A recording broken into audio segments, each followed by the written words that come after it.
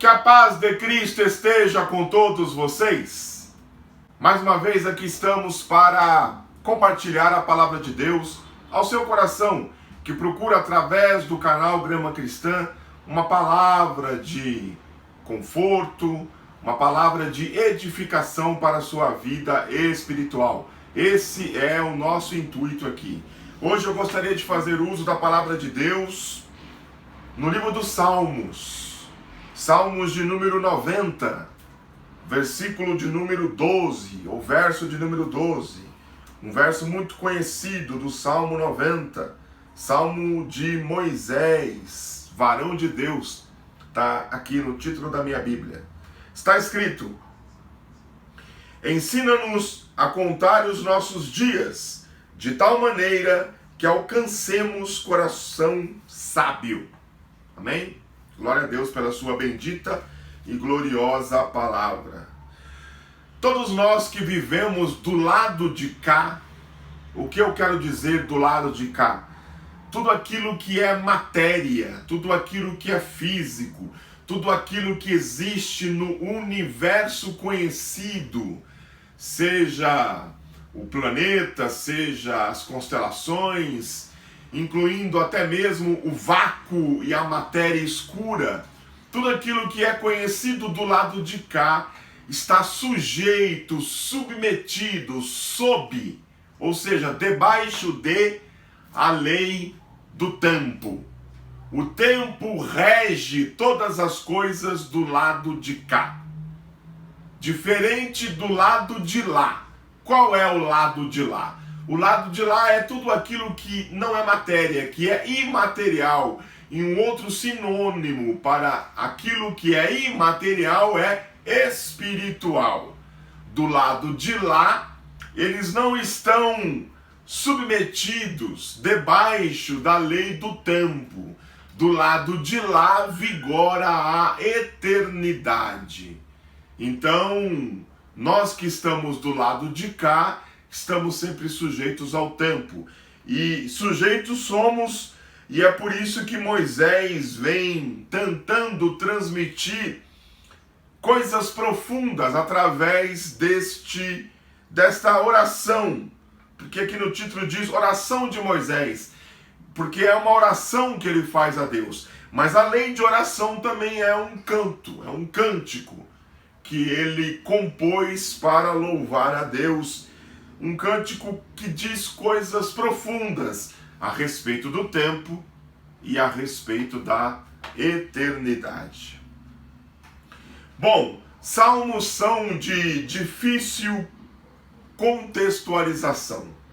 Sabemos que tardiamente este salmo foi atribuído a Moisés, né? Isso é unânime tanto para a tradição judaica como para a tradição cristã.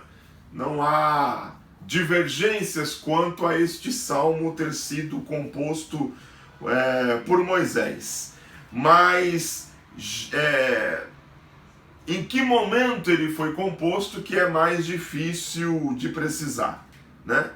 Moisés foi um homem que viveu intensamente, por assim dizer. Viveu 120 anos. E a vida de Moisés pode ser dividida em 3 etapas. A primeira etapa foi de 40 anos, vivida como príncipe no Egito, ou como filho da filha de Faraó. E durante esse tempo ele aprendeu toda a ciência do Egito, aprendeu todas as coisas, e foi um homem muito importante, né? Onde as pessoas com certeza o reverenciavam por onde quer que ele passasse. Acho difícil que este salmo tenha sido composto neste período da vida. A segunda etapa da vida de Moisés foi a de pastor de ovelhas. Quando ele foge do Egito, depois de matar o egípcio, com medo de uma retaliação por parte do seu avô, entre aspas, ele foge do Egito e vai viver nos desertos. E lá casa-se e começa a cuidar das ovelhas do seu sogro, Jetro. E A promessa existiu lá na primeira etapa. Uma promessa foi feita de que ele libertaria o seu povo. Mas agora Moisés estava no mais completo ocaso, no mais completo anonimato, cuidando de ovelhas onde ninguém o via, ninguém o reverenciava, ninguém sequer se lembrava dele. No mais completo e absoluto anonimato. E Moisés viveu durante esse período. E pode ser que nesse período ele tenha composto este salmo, né? Mas a terceira etapa da vida de Moisés é a etapa com que Deus o chama, Deus lhe dá uma missão para ser o libertador do povo de Deus do Egito. Então, durante os últimos 40 anos de vida dele, ou seja, dos 80 aos 120, ele atua como líder do povo de Israel rumo à terra prometida. E ele cumpre esse papel, e pode ser, muito provavelmente, que neste ínterim ele tenha composto este salmo. Ele fala de coisas muito profundas aqui, como eu disse. Ele fala sobre a eternidade de Deus, sobre um lugar onde o tempo não tem valor algum. E ele diz até um versículo, que é o de número 2, na parte final do versículo, ele diz algo que realmente funde o nosso cérebro. De eternidade a eternidade, tu és Deus, ele diz. E é difícil falar isso porque quando nós falamos de geração em geração, tá tudo bem. De era em era, tá tudo bem também. Mas de eternidade em eternidade, isso funde o meu cérebro, porque eternidade é alguma coisa que não passa. Se a eternidade não passa, como Moisés diz que de eternidade a eternidade ele é Deus. Realmente é algo para fundir a nossa mente. E Moisés fala sobre esse tipo de coisa e fala também sobre a importância de nós contarmos o nosso tempo. Ensina-nos a contar os nossos dias, diz ele, discorrendo sobre a brevidade da vida. Ele fala no Salmo que a vida é um sopro. E Moisés tem razão de assim pensar. Moisés viveu, como eu disse, 120 anos. E a Bíblia diz, em Deuteronômio 34, versículo 7, de que os seus olhos não escureceram. Moisés morreu 120 anos lendo a Bíblia sem óculos. Claro que eu estou brincando, porque não existia Bíblia, não existia óculos, mas existia o pergaminho. E se ele fosse ler, ele não precisava se esforçar, porque as suas vistas não se escureceram. Meu avô, querido avô, morreu com 97 anos. E ele lia a Bíblia sem óculos. Então Moisés foi assim, foi além. A Bíblia diz que os seus olhos não se escureceram e ele não perdeu o seu vigor. Devo crer, acreditar que Moisés tinha um aperto de mão forte, mesmo com 120 anos de idade.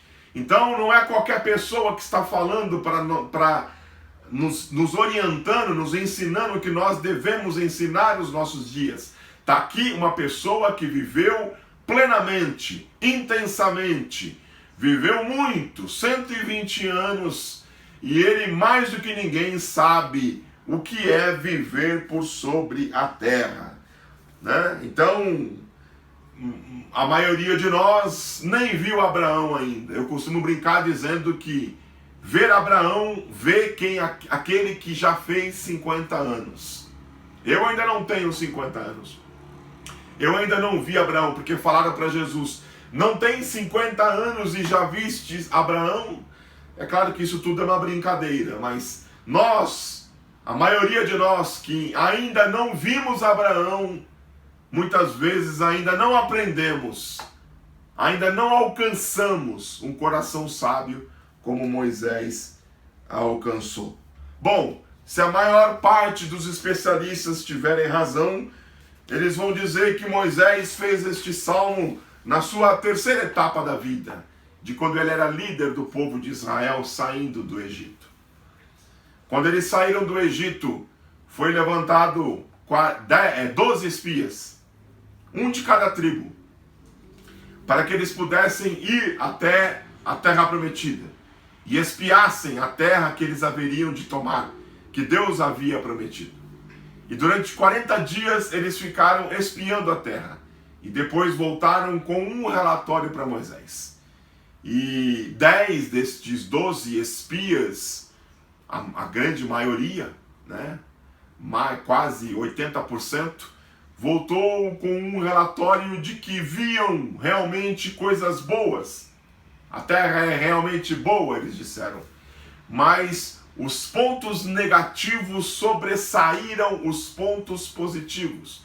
E eles começavam a dizer, nessa terra tem gigantes. Nessa terra eles nos olham como gafanhotos. E nós mesmos somos gafanhotos.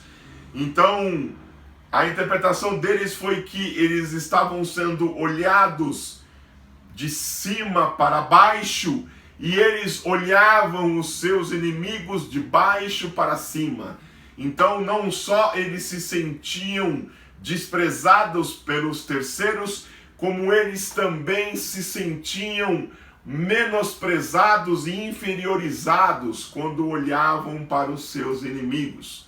Já 2 dos 12, que seriam Josué e Caleb, tiveram a mesma visão. Também viram as dificuldades, também viram os pontos positivos, mas a percepção deles foi diferente.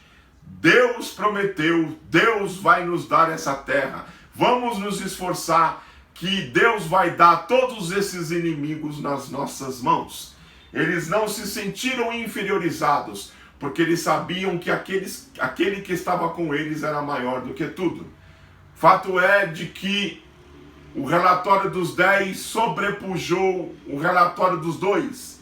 E o povo começou a chorar e a dizer, está tudo perdido, não há o que se fazer. A ponto de Deus descer no arraial com uma mensagem de juízo. E a mensagem do juízo foi a seguinte: vocês vão morrer. 40 dias vocês espiaram lá a terra prometida. Cada dia desse representará um ano, onde vocês levarão as suas iniquidades durante 40 anos, e conhecereis, disse Deus, o meu afastamento. E aí o povo até tentou voltar atrás, não é bem assim, vamos para lá. E Deus disse, não vão, porque se vocês forem, vocês vão se dar mal. A sentença já foi dada, não há como voltar atrás. E eles foram para cima dos inimigos, e os inimigos os derrotaram. Fato é que este povo teve que peregrinar numa viagem que demoraria poucos dias. Eles peregrinaram 40 anos pelo deserto antes de entrar na terra prometida. Toda aquela geração que blasfemou, que falou mal de Deus, morreu nas areias do deserto, antes que uma nova geração pudesse ser levantada, para então adentrar na terra prometida. Só Josué e Caleb, daqueles de 20 anos para cima, entraram na terra prometida. Então agora 40 anos de juízo. 40 anos. Vocês sabem quantos dias tem 40 anos? Eu fiz a conta. 14.600 dias, e eu não estou nem contando os anos bissextos, porque o calendário judaico não fazia essa conta de ano bissexto. 14.600 dias. Então é por isso que Moisés fala, ensina-nos a contar os nossos dias, para que assim alcancemos coração sábio. E é por isso que eu dei o título dessa mensagem de 1, 2, 3 e contando. Porque era dia a dia. Porque quando nós começamos a regular o tempo, nós separamos eras em milênios, milênios em séculos, séculos em décadas, décadas em anos, anos em meses, meses em semanas, semanas em dias, dias em horas, horas em minutos, minutos em segundos, segundos em décimos de segundos e décimos de segundos em milissegundos. Então a gente dividiu o tempo, seja do maior para o menor ou do menor para o maior, nós dividimos assim o tempo, para que pudéssemos de alguma maneira controlar. E Moisés vem nos dizer que nós precisamos contar os nossos dias para que alcancemos corações sábios. Bom, a mensagem que eu quero deixar para você hoje é de que se nós pensarmos em eras, em milênios, em séculos, em décadas, em anos, em meses, em semanas, e se nós pensássemos até mesmo no amanhã, nós não seríamos produtivos. Porque a Bíblia diz que o amanhã não pertence a nós. Se não pertence a nós o amanhã, o que dirá a semana que vem, o mês que vem, o ano que vem? Entenderam? Não tem como pensar nisso. E nós também não podemos pensar minimamente em milissegundos, em décimos, em segundos, em minutos, em horas, porque senão nós ficaremos ansiosos demais, esperando que as coisas aconteçam. Moisés nos ensina que nós temos que contar os dias. Porque o amanhã não nos pertence, porque é futuro. Porque o ontem já passou, é passado. Então o que sobra para nós é o presente, é o hoje. É o hoje que sobra para nós. E é o hoje que nós precisamos viver. É o hoje que nós precisamos celebrar. É o hoje que nós precisamos viver com intensidade. O que Moisés está nos ensinando é isso. Viva intensamente cada dia. Viva, mas viva com gosto. Viva com celebração. Viva com alegria o hoje. Porque o hoje nos pertence. No hoje nós estamos vivos. No hoje nós estamos aqui. Deus nos deu.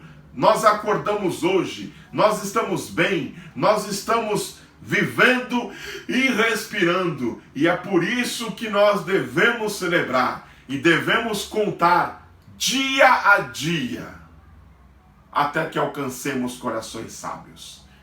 O hoje eu vou viver o hoje. O amanhã a Deus pertence.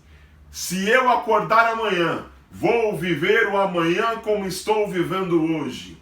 Intensamente. Celebrando a cada dia. Bendito seja o nome do Senhor. Que nós possamos viver o hoje. Eu te convido a viver hoje. A celebrar hoje. A dizer que ama hoje. A abraçar hoje. A lembrar do amigo hoje. A mandar a mensagem hoje. Não deixar para amanhã. Deixar de procrastinar. Mas viver intensamente o dia de hoje. Porque o hoje é presente. O hoje nós temos. O amanhã já passou. O ontem já passou. O amanhã nós não sabemos o que será. Mas o hoje nós podemos celebrar. Que possamos orar e cantar como Moisés. Ensina-nos a contar os nossos dias, até que alcancemos corações sábios. Moisés disse isso e viveu plenamente, intensamente. Sua visão não se escureceu e seu vigor não feneceu. Que nós possamos agir como Moisés e que Deus possa abençoar a nossa vida hoje. Que Deus abençoe a sua vida hoje, em nome de Jesus.